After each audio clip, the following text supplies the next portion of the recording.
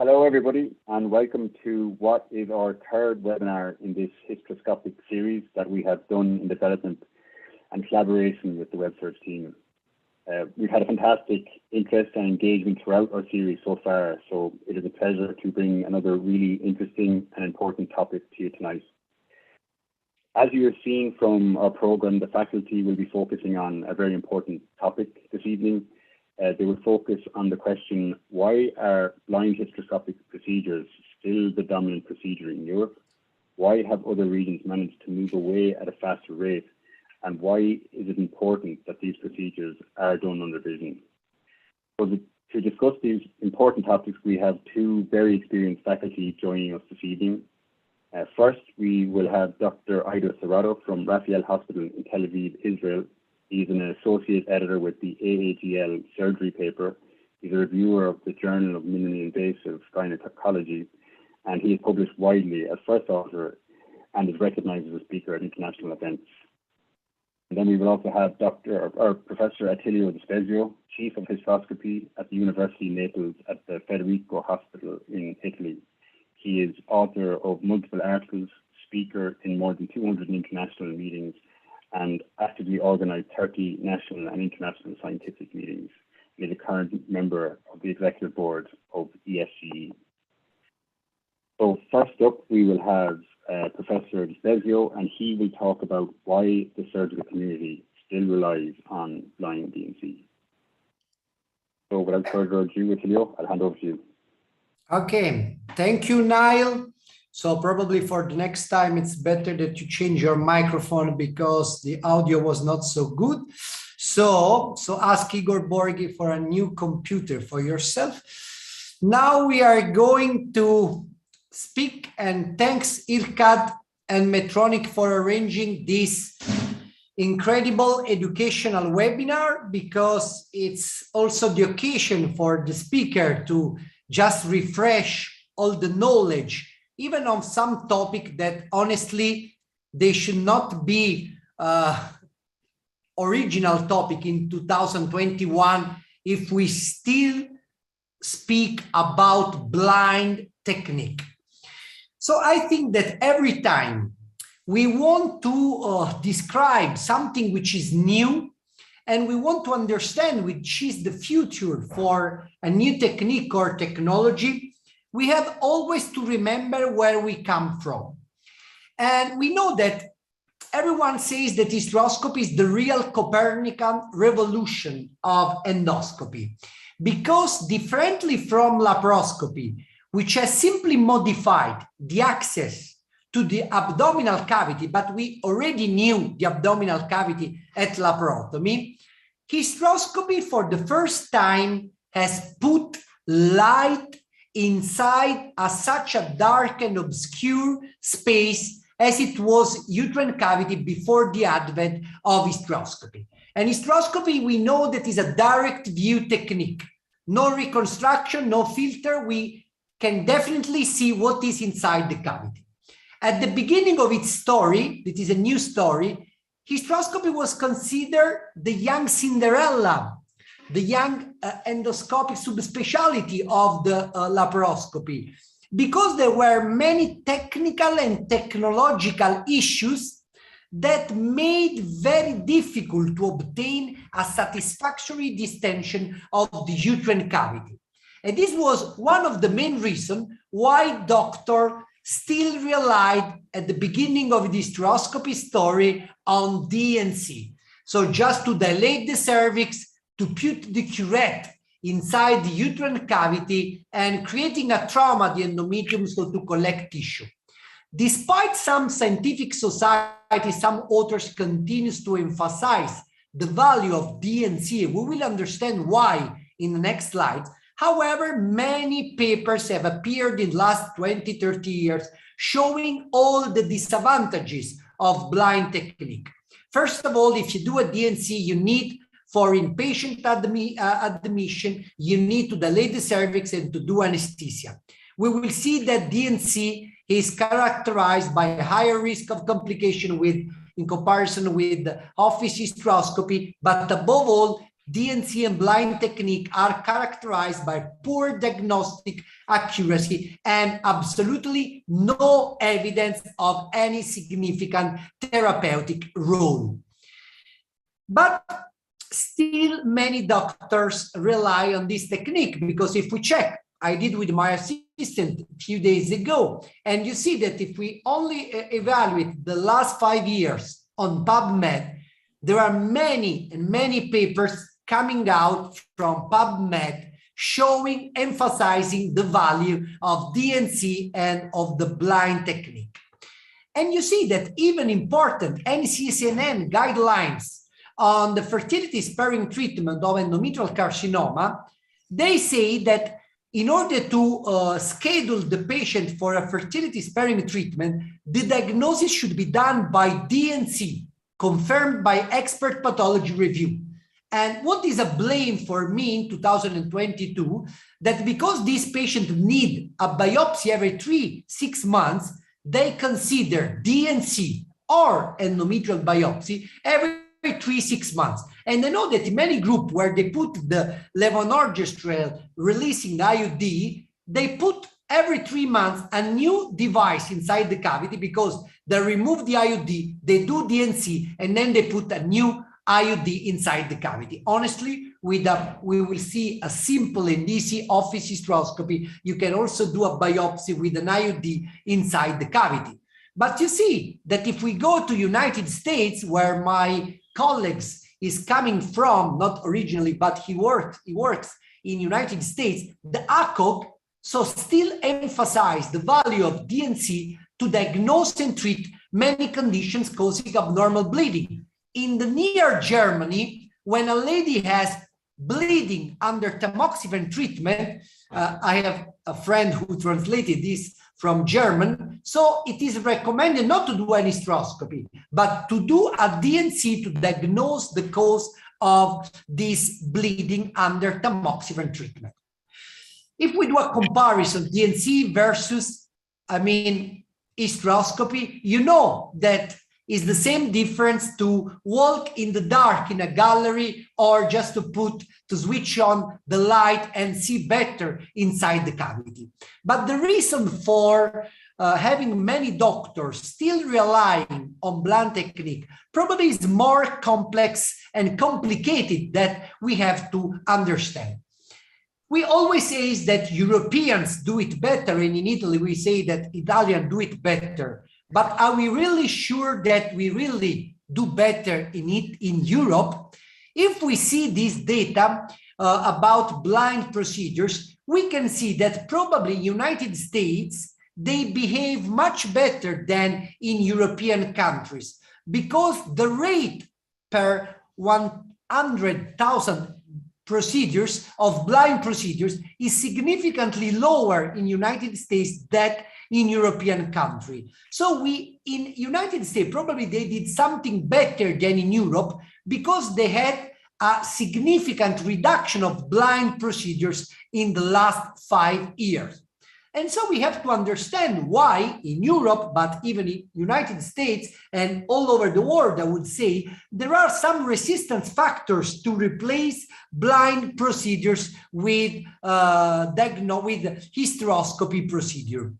First of all, because DNC is probably the first procedures that we learn in our training program in OBS and GYN. And we gynecologists are always very conservative, very old-fashioned. We know that to put a Pipelle, a Vabra, a small curette inside the uterine cavity, it's, however, very easy.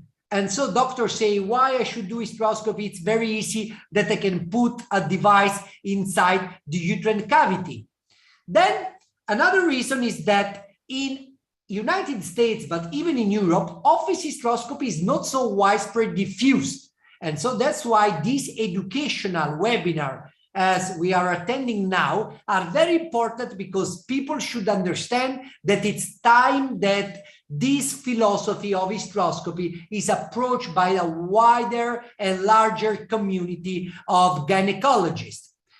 Because we should know that today hysteroscopy is a very easy, nearly painless procedure which lasts 1-2 minutes maximum, in which you use miniaturized instruments, no analgesia, no anesthesia. You can do without any kind of pre-medical therapy. It's very cost-effective procedures, and the discomfort for patient is very minimal. And you can do a visual diagnosis, but you can do a biopsy, or you can do even operative procedure.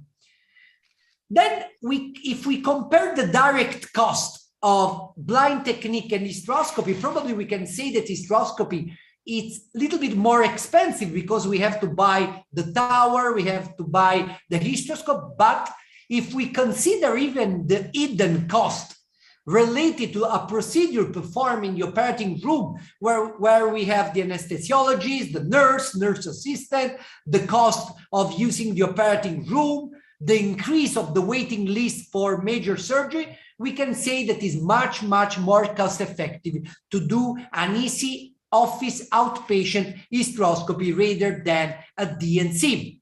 Then people say that because at DNC you can retrieve a large amount of tissue, the histological diagnosis is more accurate.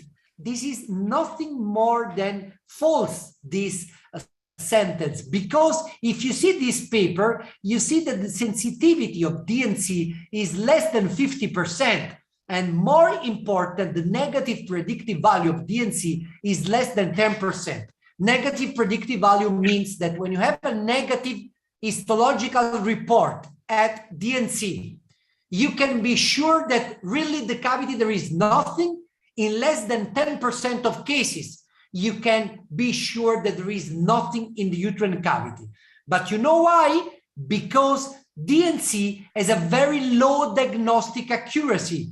If we also not consider the greater risk of complication, the need for inpatient admission, the absence of therapeutic role, what is very negative for DNC is the low diagnostic accuracy, because focal lesion can be missed, big pathology can be missed as polyp, fibroids, and more important, nearly 70% of the endometrium is not sampled in a proper and accurate way at DNC. And we have an unacceptable high number of false negative uterine cavity, which means that you think that there is nothing inside the uterine cavity, but because you missed the sampling of nearly 2/3 of the uterine cavity, so when you have a negative histological report, you cannot be sure that there is really nothing inside the uterine cavity.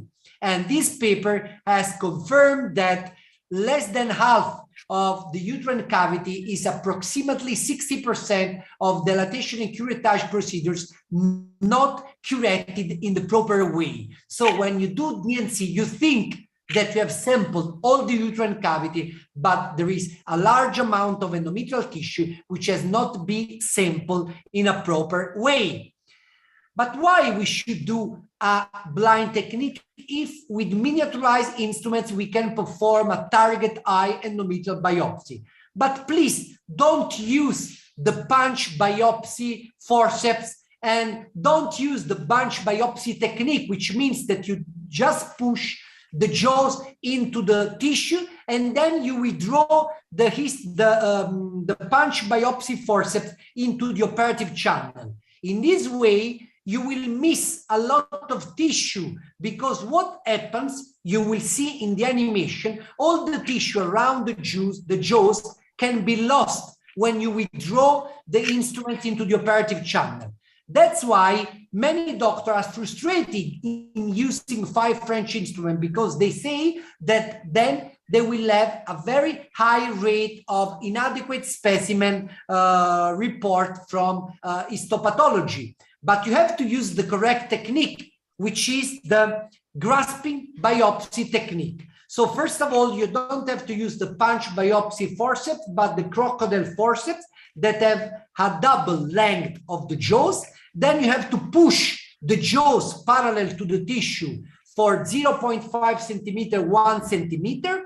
So in this way, you can retrieve a large amount of tissue from the wall. And when you come out from the uterine cavity, you don't have to withdraw the instrument into the operative channel, but you have to come out from the uterine cavity with the wall hysteroscope. It means that you will collect, as you see here, not only the tissue in between the jaws, but even outside the jaws. And this is very important because, of course, you can reduce, I wouldn't say to zero, but approximately to zero, the rate of inadequate specimen that you send to the pathologist, because you can collect enough tissue to be sent to the pathologist.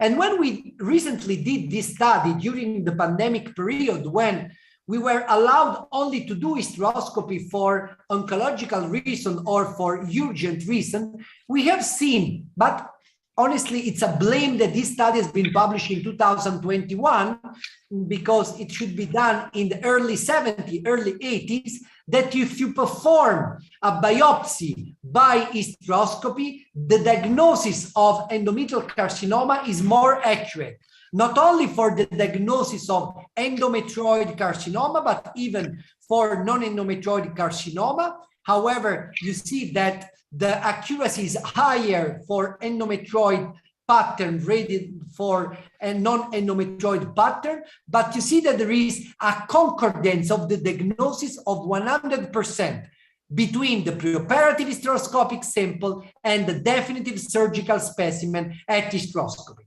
And the hysteroscopy, when you do a biopsy by the grasp biopsy technique, you see that even for the diagnosis of the grading of the endometrial carcinoma, you see that the diagnostic accuracy is very, very high. So you can do a very accurate preoperative evaluation of the endometrial carcinoma by a simple and easy target eye biopsy.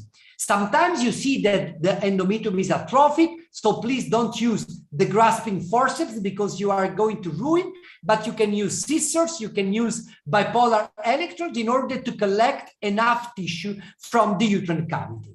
However, wherever 5 French instruments you are going to use, you have to go in and out from the uterine cavity many times, you need surgical experience, and you know how much fragile these instruments you can break, and they cost a lot.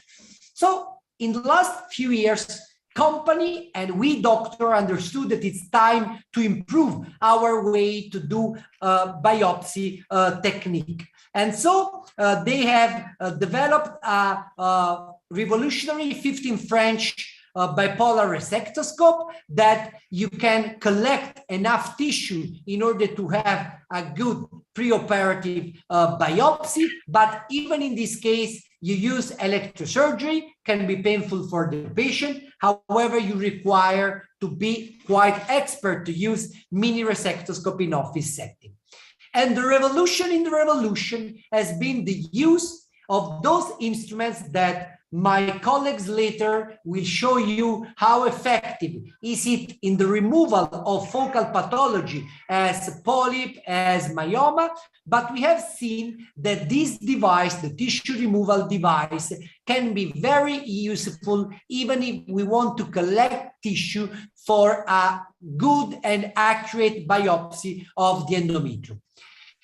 We use the 5 millimeter, the 6 millimeter in Naples because we think that the great value of the tissue removal device is in outpatient setting. So when we have the TruClear 5C or the TruClear Elite, so we can use without any kind of cervical dilatation, no anesthesia, no analgesia, no use of speculum, tenaculum, but even in vaginoscopy, we can easily get into the uterine cavity.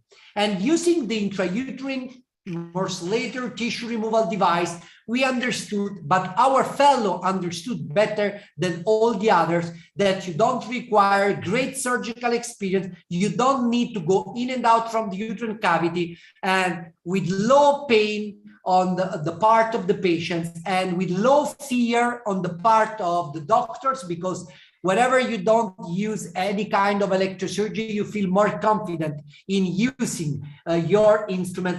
We have seen that when we have a very thick endometrium or a focal pathology that it want to be sampled in a proper way, we can use this tissue removal device, combining the advantages of blind technique like DNC, because you collect a lot of tissue at DNC, despite the tissue is mix of blood, mucus, and endometrium, and healthy endometrium and atypical endometrium. With the visual DNC, you combine the advantages of an old technique with a new technology. So you just put the blade of your hysteroscope in contact with the tissue that you want to be sampled, and you can do a DNC under visual control, and you can remove all the thickened endometrium that you can find in the uterine cavity.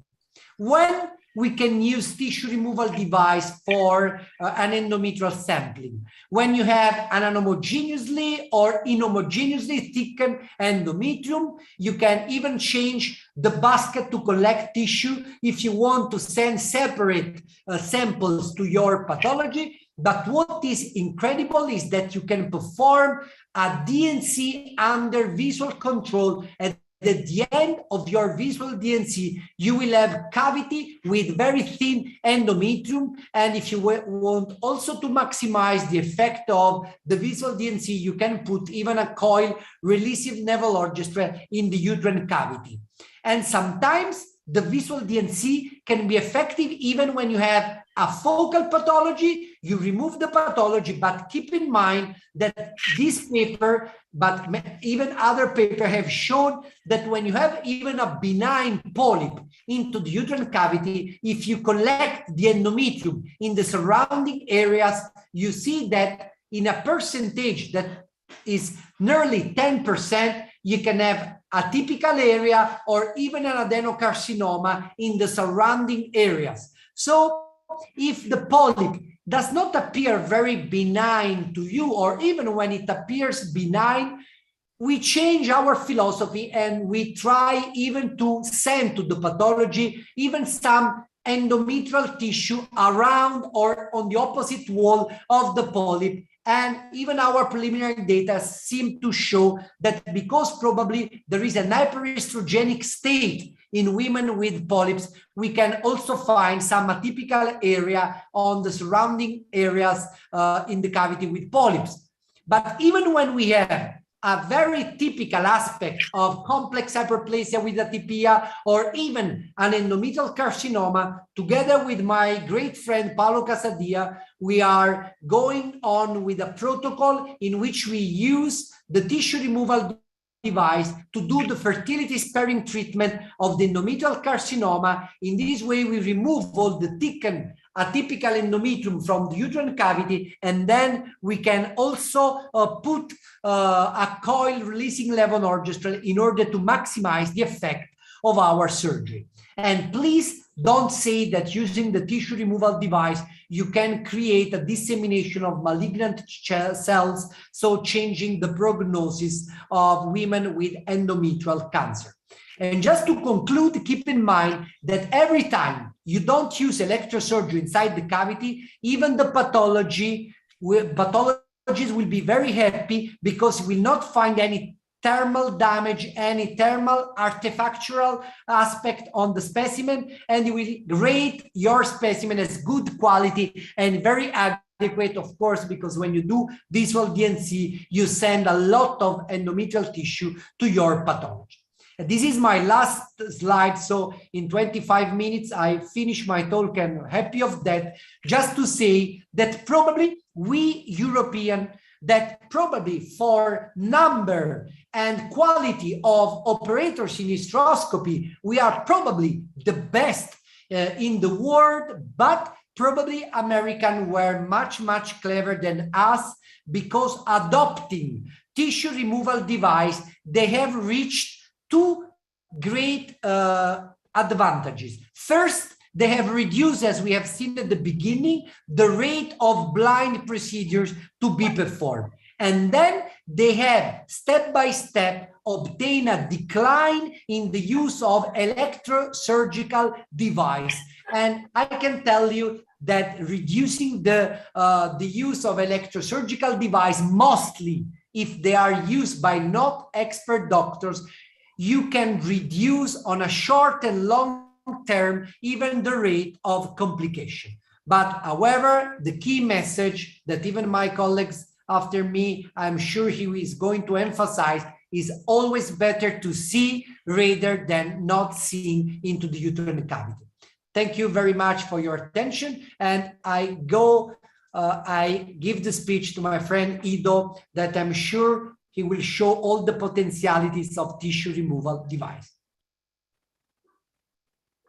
Perfect. Thanks, Attilio. That's very interesting as always. Just as a reminder, there is a questions and answer box down at the bottom of your screen. So if you have any questions that come up during the presentation, feel free to put them down in the box and we will do our best to get to them by the end of the presentation. Perfect. So Dr. Serrato, I'll hand it over to you to start looking at the technology. All right.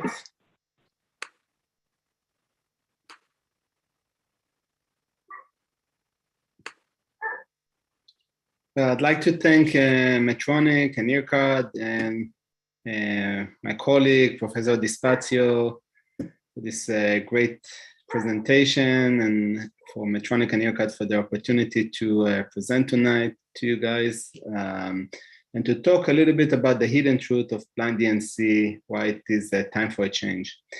So I was previously in the United States for 11 years, worked there for a long time, as Dr. Dispazio, Professor Dispazio mentioned. I learned the American way, and now when I'm currently in Israel, I'm trying to adopt that and use that method that I've used over there with TrueClear over here in Israel. So in my agenda today, we will talk about, I'll do some introduction about me, talk about the technology, show some procedural videos and techniques, and if we have time, also some tips and tricks. And follow that, we'll go to the questions and answers. So this is my current residence place. On the left side, you can see the beautiful city of Tel Aviv, which is absolutely gorgeous. Everybody is welcome to come and spend some time now that COVID is almost over, almost. And on their right side, on the lower right side, is the hospital where I'm working, where I have the Center of Excellence for Minimally Invasive Tumor and Surgery and Robotic Surgery, where we do also a lot of hysteroscopies. And I brought over the TrueClear system in order to change the paradigm of blind DNC that we're gonna discuss in a few minutes. So I think when we talk about mechanical removal of tissue by hysteroscopy, I think the key, as always, I think, is patient selection. So when I talk with a patient and I see them in my office, it's a conversation, right? And I think that it's very important to get the patient on board and make sure that they understand, and they're sitting, as I call it, in the co-pilot seat next to you as the surgeon, as the pilot, and they understand exactly what the purpose of the procedure and what are you planning on achieving. So obviously taking a history from the patient, examining the patient, doing an ultrasound, a pelvic ultrasound, not to be surprised by the pathology, to know what to expect, and if needed, even further evaluations such as a sonosaline sonogram, etc. Some patients are not a good candidate for hysteroscopic procedures, such as patients that might have disseminated cancer, some patients that have an infection in their pelvis, patients that the cavity cannot be distended, obviously patients that are pregnant and it's a desired pregnancy. So patient selection is key. Not even to talk about the office procedures, that even there it's even more so important to do patient selection. Let's say with a patient that there's a big difference between a patient who is a multip that delivered multiple times that the cervix is open, relatively to a patient who never delivered, and the cervix is closed, and that might encounter a pain. And the key that I always see is to pass the message that this procedure should be as efficient and as quickly as possible, achieving your goals without causing any damage, obviously, to the patient, and make sure that the patient is comfortable. So if this is done in the office setting and the patient is awake, I basically explain to the patient what is going on, take them through the procedure. They can see on the video if they're interested. I explain everything before and after, and the idea is to manage expectations, as always. So picking the right patient is as important as knowing how to do the procedure, and by managing the expectations, from my experience, and I'm sure that my colleague will agree as well, we achieve better outcomes. So talking about abnormal uterine bleeding and its classification. So we know that the annual prevalence of abnormal uterine bleeding is 53 per 1,000 women aged from 18 to 50 years. It is the chief complaint for 60% of gynecologic consultation. And we know that about 40% of women that are aged 55 and older have at some point developed some gynecologic condition that was serious enough to lead to hysterectomy. We know that within the United States, we talk about 600,000 procedures that are being performed for hysterectomy. The currently used PALM-CON classification system, it provides a structured approach to describing basically the underlying cause of abnormal uterine bleeding. So FIGO, which is the International Federation for Gyne and OB, defined the PALM-CON nomenclature. PALM, as you can see, is the structure. That could be polyps, adenomyosis, leiomyoma, those are fibroids or malignancy, and the CON are the physiologic aspects such as coagulopathy, ovulatory dysfunction, some endometrial factors, idiopathic, and also not otherwise specified. So talking about the advantages of mechanical hysteroscopic tissue removal under the Rex visualization, as my esteemed colleague, Professor Dispazio already mentioned, there are many, many advantages to using a system that you can actually visualize and see what you're doing. It all makes sense to us intuitively, I think, to think that it will be better if you can see what you're doing. I always explain to my colleagues, to my fellows, residents, that if you cannot see, you cannot operate. I cannot pass this message strong enough to make sure that they understand that we are not like in aviation, that the plane can fly with the pilot when they press some buttons, and the plane will fly through clouds without seeing, and everything is automatic. Unfortunately, in medicine and in surgery, we're still in control, the surgeon, and you have to be able to see what you're doing, because if you're not able to see, you cannot operate it, whether that be hysteroscopy, whether that be laparoscopy, whether that be robotic or open surgery, it does not matter. So if you're unable to see and visualize, this is a critical step, and especially within hysteroscopy, where the cavity is so small, and you have to have very precise movements, because any wrong movement can cause damage, such as perforation to the uterus. You can also not remove the tissue completely. Hence, the idea of visualizing and seeing what you're doing is paramount and is critical over here. So as you can see over here on the bottom, you can see that the TrueClear, I like the TrueClear, and I will talk about it in a little bit, but it has a variety of instruments that you can use, and you are basically seeing the cavity as you're removing the tissue, unlike blind DNC. So clinical evidence, Professor Dispazio already discussed, and I will not elaborate too much, since we know that there's a great body of evidence to show that hysteroscopic removal of tissue is superior to blind DNC. But I picked a couple of examples. So we have a paper of Glimson from 1988 of a study of 276 patients, showing that hysteroscopy was more informative compared to DNC in helping to diagnose pathologic condition inside the uterine cavity. Lofer at 1999 also showed in a study that the sensitivity of hysteroscopy was 98% versus only 65% with blind DNC, which is substantial, obviously. Talking about malignancy, Clark in 2002 said that the likelihood of endometrial cancer in his paper, diagnosis after a negative hysteroscopy result was 0.6%. And talking about fertility, which is also very important, there's a study of 177 patients showing that hysteroscopic removal of retained products of conception is associated with a shorter mean time to future conception and a lower rate of occurrence of newly diagnosed future infertility problems than DNC. So all in all, as you can see, there is a strong body of evidence that hysteroscopy is superior to blind DNC.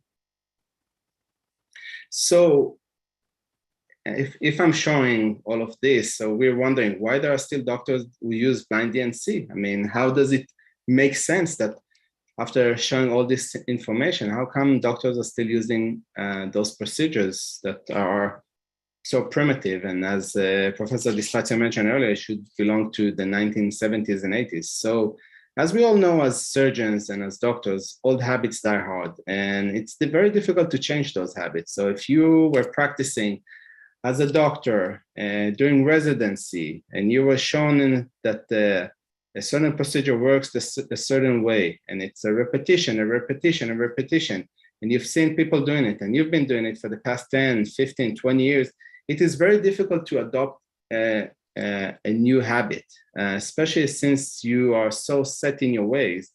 And also you think that this is the way to go because you might have not encountered serious complications, and you think that it's a relatively simple procedure, and you think that you can basically continue to do that, and you don't see a reason also to invest time and learn something new because there is a learning curve and you might not be interested. So this is something that you have to take into consideration when you're trying to facilitate and introduce a new technology, whatever it is, whether that be in laparoscopy, in robotic surgery, hysteroscopy. It is always very difficult to pass the message that there is a new kid on the block and that there is a need for a change. I encounter some of those blocks when previously at my workplace, when I had the physicians that I worked with, and they were very set in the ways. They were even further in their careers, and I said, we don't need that. It's a fancy toy. We don't need to use that. But after I felt comfortable enough using the hysteroscopic removal tissue devices of Medtronic, the TrueClear, and after I've seen myself the true value of which I already initially thought that there would be a value, but I've seen it myself, the true value of seeing the tissue being removed, and you don't have to wonder whether I removed it or maybe I didn't remove it, but maybe it's good enough, and performing a blind procedure when there's a better way. Why wouldn't you want to see if you can and choose to go blindly? And potentially you might not be able to remove the whole tissue that you need to remove, and even worse, you might perforate the uterus, you might cause some damage that might put the patient at risk that you might have been able to avoid. So I introduced that to my colleagues, and long story short, everybody at my previous institution converted to visual hysteroscopic visualization with the tissue removal devices, basically, and dropped the blind DNC completely. So there is a hope for that.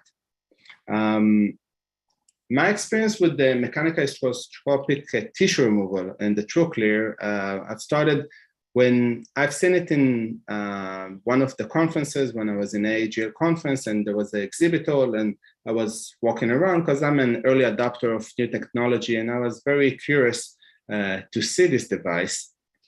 And I got to test and play with it, and I saw that there is something interesting about it. It made a lot of sense to me. Just generally, why would I want to perform a procedure blindly when I can actually see what I'm doing? And I like the several features of this equipment. One would be the clarity, the visual clarity that was clear and crisp. You will see in a second video that you'll see how clear the cavity looks like when you're actually able to visualize the cavity and you're able to pinpoint and target target your pathology and pick up and take it and remove it without doing it blindly. Secondly, the ergonomics of the equipment was fantastic. The fact that you are able to use it with one hand, the inflow and outflow, the fact that you're able to remove the tissue and remove it under direct visualization and keep yourself within the cavity as you're removing the tissue. We all know how it goes with the resectoscope, that you remove the tissue, but then at some point the cavity gets filled up with the tissue that you remove, and you have to go in and out, in and out. The risk of going in and out of the uterus also increases the chances that you might perforate and that you will lose clarity. And every time that you go back, you have to adjust. Here you staying steady and you remove the pathology under direct visualization. There are great advantages to it. The equipment, there are various blades that you can use for different purposes. You can use blades for soft tissue to remove a polyp or to sample the lining of the uterus, and you can also use a dense shaver in order to remove dense pathologies such as fibroids, myomas that are within the cavity. So all of those made me like the TrueClear and adopt the mechanical hysteroscopic tissue removal at all of my hysteroscopies, and I find it as a great advantage. I'd like to share some videos with you, and I would like to show the first video, and you know, it might be a little bit longer and not edited, but I think the value over here, which is important, is that I want you to see to begin with. This is a patient that came to me. I'll start the video as I'm talking.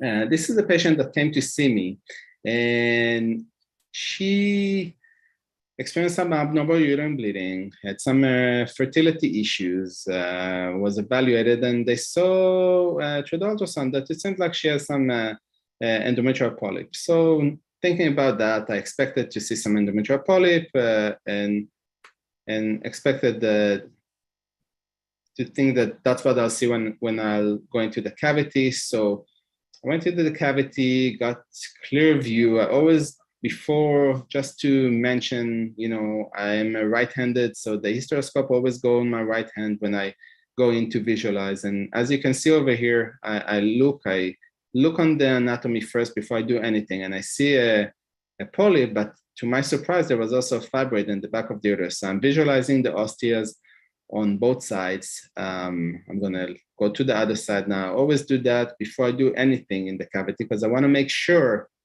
that I'm not missing anything. So if my eyes were set on removing the polyp, only looking at the polyp, you know, in this case, might have not missed it, because once I removed the polyp, I would have seen it. But sometimes you might miss some pathology. So you have to be very consistent and look everywhere, make sure that before, same as with every surgery, evaluate the anatomy, know what you need to do in order to restore back to normal anatomy.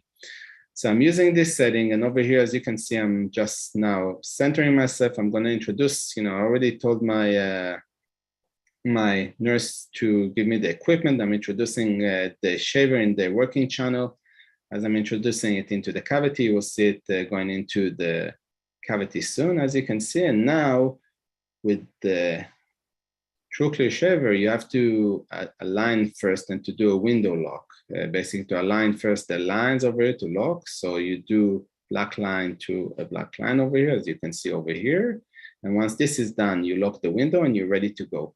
Now you'll see that taking out the polyp takes a couple of seconds, maybe 2-3 seconds. As you can see, very, very quick and efficient way to remove the polyp. Very clear, you know exactly where you are. Again, remember, as I mentioned, if you can't see, you cannot operate. Now removing the polyp, we're already going out to the fibroid. We know that we need to remove that. She had some issues with fertility. It might be related to that. And we're removing now the fibroid. And as you can see, I'm over here, I made a decision not to change to the other blade, because I thought maybe I'll see if I can shave the fibroid using the soft blade. And over here, I'm able to do so. So I'm removing I removed already the polyp. I'm within the cavity. I'm getting, again, clear visualization on the cavity. I'm removing now the fibroid that is in the back. I'm assessing again. I'm thinking, should I change or not? And then I make the decision to remove the fibroid with the soft tissue shaver, and I am going for it. Just assessing, trying to see how far it goes into the cavity. Now you can see exactly the cavity on both sides, very clear picture.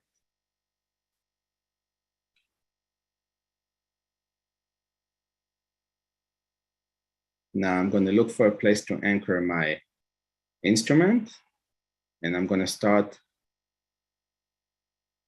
removing the fibroid. This is real time again. This is not edited video. I wanted, again, to give you guys a sense of how easy and how straightforward it is to use this equipment and to remove a tissue, even a polyp and a fibroid at the same time, and how nicely it's being done. So I keep on going, I'm removing the fibroid, I'm basically going all the way to the base. And as I always explain to when I teach how to use this equipment, when I teach other colleagues and fellows and residents, then the main two things are, again, that to keep clear visual field, that you'll be able to see what you're doing, because if you can't see, you cannot operate, as I mentioned, you might put the patient at danger.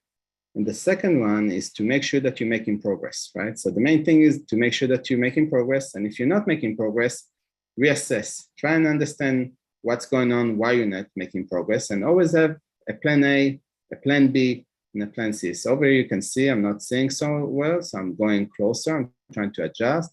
I'm going to put some pressure on the bleeder over there. And as I'm pressing, pressing with my instrument on the fibroid, I'm going to stop the bleed because this is mechanical and we don't have the luxury of electrosurgical, and it stopped the bleeder. And now you can see that the cavity is completely clear. So now I'm assessing the cavity. It's very clear, removing the polyp, removing the fibroid. Win-win. The next video that I'd like to show you is a video of retained parts of conception. So same concept over here. You are, in the past we used to use blind DNC in order to remove parts of conception. Patient comes after delivering, not being able to remove all the tissue. They see it on the ultrasound. Patients have some abnormal uterine bleeding, and then you either went and did it blindly. But over here, the advantage is that you can actually see the tissue and you can target exactly the areas where you would like to remove the tissue. So you don't go and scrape widely all over the uterus, which might increase also adhesions, NICA afterwards, and might actually cause damage to the patient. You are going and targeting really precisely where you want to work and where you want to remove and which tissue you choose to remove and which tissue you decide to leave. Obviously, fertility is of the essence and you don't want to cause any problems. And you want to make sure that you're as precise as possible in removing the tissue. This direct hysteroscopic visualization and tissue removal allows you to remove the tissue and not to damage the uterine cavity. In a case of a missed miscarriage, right, and a missed abortion, you can see a sac, and instead of going blindly and remove it with a sharp curettage that might cause, again, scarring of the cavity, or might go blindly with a suction DNC, you are able to do it in a much more elegant way. As you can see, you can recognize the sac over here, the gestational sac, and you are removing, again, the sac under direct visualization. Instead of going blindly and scraping and suctioning and removing it. You can see chronic villi over here.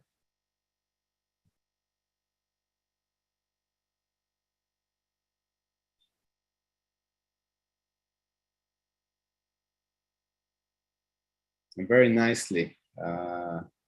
This is with the courtesy of my colleague, Dr. Dispazio.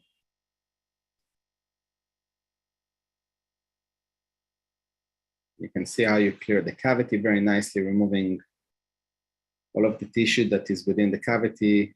Again, making sure that nothing is being left, and very targeted surgery without damaging the surrounding, making sure that all tissue is being removed. And at the same time that is being removed, it's being suctioned and getting away out of your visual field, which is, again, everybody that is performing procedure, even under hysteroscopy with a resectoscope, can appreciate how nicely this is, that you can remove and you keep the clear view of the cavity and able to see what you're doing instead of, have to go in and out with the pieces of tissue, especially if there's an abundance amount of tissue. So as you can see, everything was removed from the cavity and it's a clear cavity, win, win, win. So just maybe a quick, I know that we're short on time, so just a quick tip. If you are, I usually like to go, there are two sizes for the TrueClear, the 6 millimeter Elite and there's the 7.2. I usually like to go with the small one and to assess and then see what I'm facing. Because as you guys saw, sometimes you can see a polyp, but there will be a fibroid and you might encounter some surprises. So I always like to start with a smaller diameter, as minimally invasive as possible. So over here as well. And sometimes if there's any problem with the cervix and the cervix is not dilated, sometimes I'll use an os finder, which is a plastic guide that helps you to dilate gently the os of the external cervical os without damaging. Then I will introduce my scope and then I will use hydrodissection, hydrodilation in order to find myself, in order to avoid going into a false route over there and not to cause any perforation. So this is an example of a useful tip for some patients that I know that their cervix will be stenotic. If they're postmenopausal, I might use misoprostol, and I would give misoprostol prior to the procedure, the night before, even prior to the procedure, transbuccally 200 micrograms, one on each side under the tongue, and that works wonderful and help to, to achieve the goal that you're trying to achieve in order to enter the cavity without the risk, decreasing the risk of penetration, of perforation, and removing the pathology successfully. So again, in summary, hysteroscopy with direct visualization and selective sampling is superior to blind DNC. As we talked about, it is easy to use. The learning curve is pretty fast. And as always, practice makes it perfect. So you got to keep on practicing and do more and more.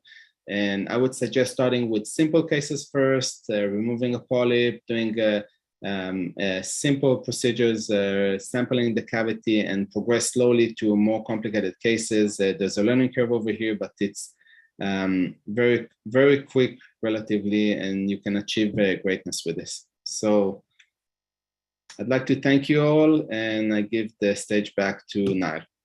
Thank you.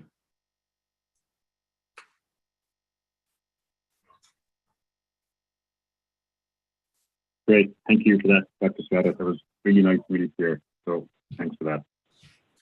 So we have had a couple of questions. So the first one I see here is, what do you see is the greatest advantage of using the tissue removal device?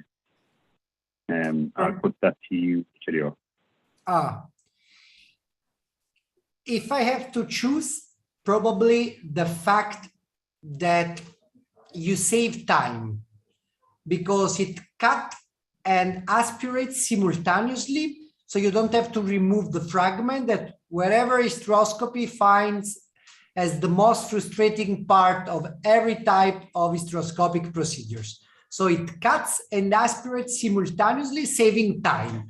And this is, I think, is the great advantages with all the available instrumentation that are in hysteroscopy. I don't know if Ido agrees, but there are many other qualities. Probably for him, it will be different. I absolutely agree. I think the fact that you're able to aspirate and remove the tissue, and I think for me, it's also the fact that, compared to the blind DNC, as I mentioned prior to that, is the fact that you are able to visualize what you're trying to achieve, and you don't have to wonder whether you achieve that goal or not. Again, it's you can always think that, this procedure is being done very easily, blind DNC, but if you have to wonder if you completed your procedure and you also put your patient at risk for additional complications such as perforation, which obviously over here, when you can visualize directly, you can avoid. I think that puts it in a different level compared to blind DNC.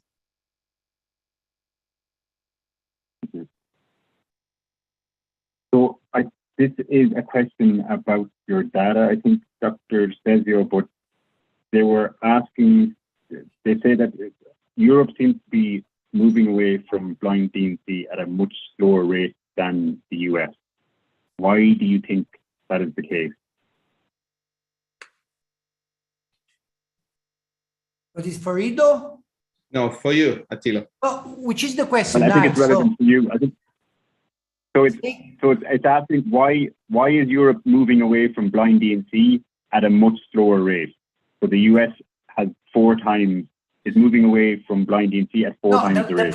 The problem is that probably the message, I hope that it was probably much clear, is that probably the expertise of hysteroscopists in Europe is higher than in the United States.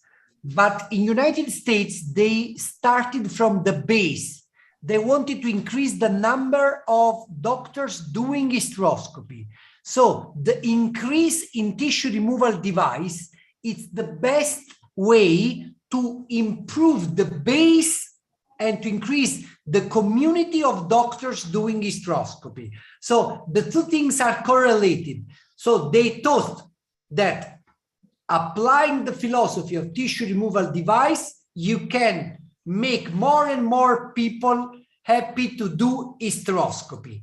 And of course, no one is so stupid that prefer blind technique to all hysteroscopic technique. But when they find an easy hysteroscopic technique, of course, to see is much better than not seeing. Many doctors who do DNCs, because they find a lot of excuse, but at the end, they feel that hysteroscopy is so difficult to start to do the biopsy with small forceps. And so that's why I know even many colleagues that they do diagnostic hysteroscopy and then they do immediately after DNC. Right. So it's because they are not happy and feel confident to do a target type biopsy. So two things are correlated. The slight increase of tissue removal device means less blind procedures. And then in United States, there has been in the last 5 years an incredible increase in the reimbursement of outpatient procedures. And so reimbursement jumped up to 237%, which means that in the past, all American doctors brought patients to the operating room because it was much more cost effective.